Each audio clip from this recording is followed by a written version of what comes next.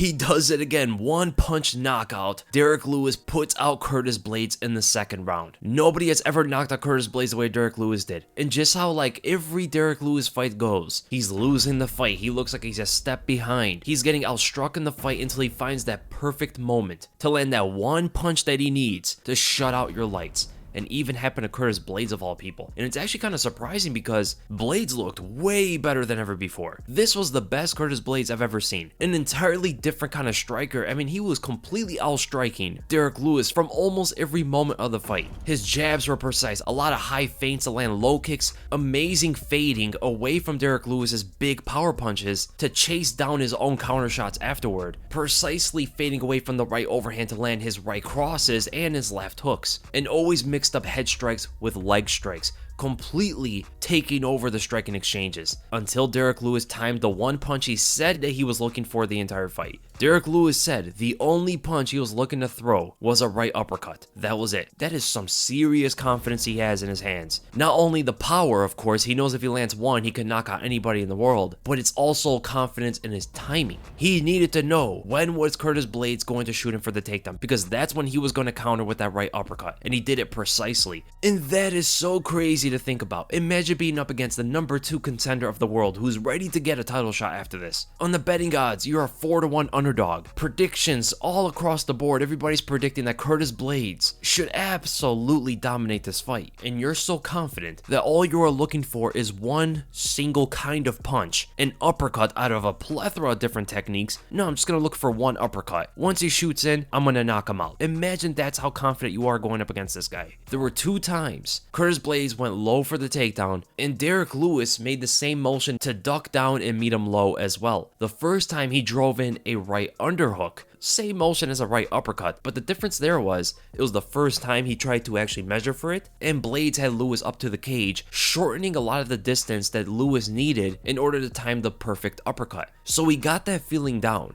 and he saw how Curtis Blaydes goes under for takedowns. So the second time it happened, there was more space, they were closer to the center of the cage, and Derrick Lewis timed him so well that he actually went under before Curtis Blaydes did. If you notice, Blaydes feinted low first, Lewis after ducked under, and Curtis Blaydes ducked after Lewis did. This is like future sight from Derrick Lewis. He like saw in the future, because as soon as he ducks, Blaydes goes under for the takedown, running headfirst into an uppercut. One of the most perfect uppercut knockouts against a takedown I've ever seen in my entire life. And that just shows that Derrick Lewis is also getting better. We know his striking improvements from Curtis Blaydes. Now Lewis is probably not adding different kind of punches and techniques to his boxing game, but he's getting better with his timing and precision. He throws the same punches in every single fight, but the things that are getting better are his ability to land on you, and that's all he really needs. He knows that all he needs to do is land, so there's no reason to add more different kind of strikes to your game rather than practicing what you already have. Pretty much Bruce Lee's principle.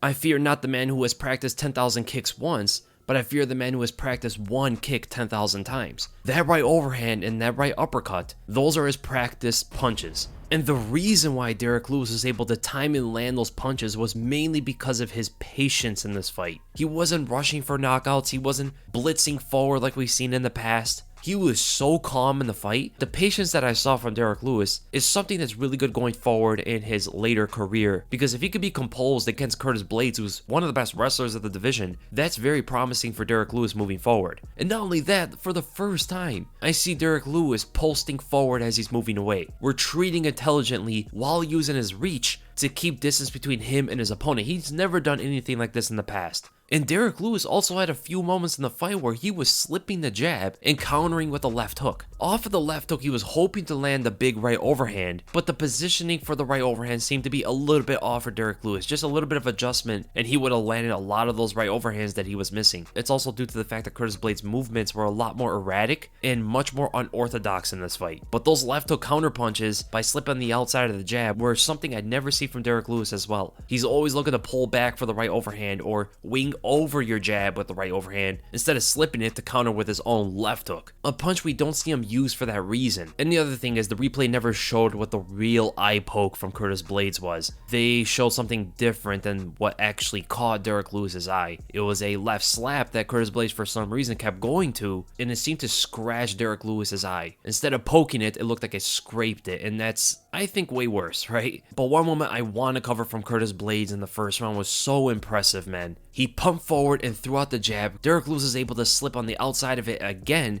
but this time looking to counter with a big right uppercut. And again, man, Curtis Blaydes' ability to fade away from punches after throwing his own was so slick in this fight, man. You don't see that from a lot of heavyweights. Backed up away from it and countered with his own right cross as Derrick Lewis trying to land his own left hook that came out a little bit too slow. Lewis eats the punch and continues on forward. But again, Curtis Blaydes slides away from the big right hook and sees that Lewis opened himself up. Curtis Blaydes again goes for the right cross down the center as Lewis is trying to follow up with his own left hook. Straight punch beats looping punch. Lewis attacks with another looping right hook as Blaydes is able to counter him with a slap on the inside. Lewis loses balance as he's trying to retreat away, and Curtis Blaydes hunts him down with the right hand. They both start to stumble as Curtis Blaydes goes for another left slap in order to measure for his right low kick that almost knocks Derrick Lewis off balance completely. Amazing sequence by Curtis Blaydes, man, and that's the end of the breakdown. What can you say about Derrick Lewis? He's probably going to break the UFC knockout record that is held by Vitor Belfort. He has the most knockouts in heavyweight history. He knocked out Curtis Blaydes in a fashion that Francis Ngannou could even do. You have to also note this: the only guy Curtis Blaydes ever lost to in his entire career was Francis Ngannou. He lost to him twice, and for 2 fights, Ngannou could not knock out Curtis Blaydes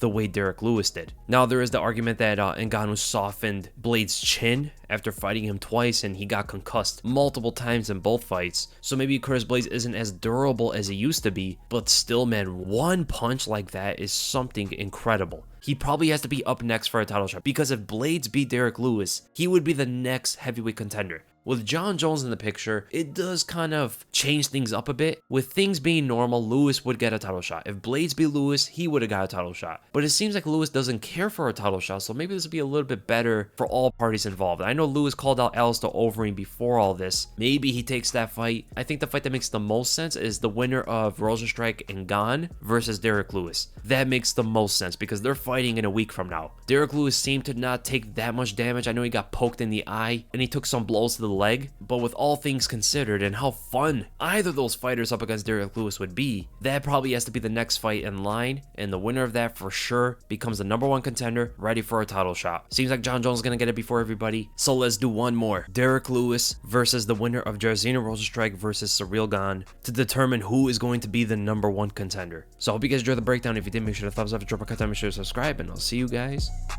in the next video.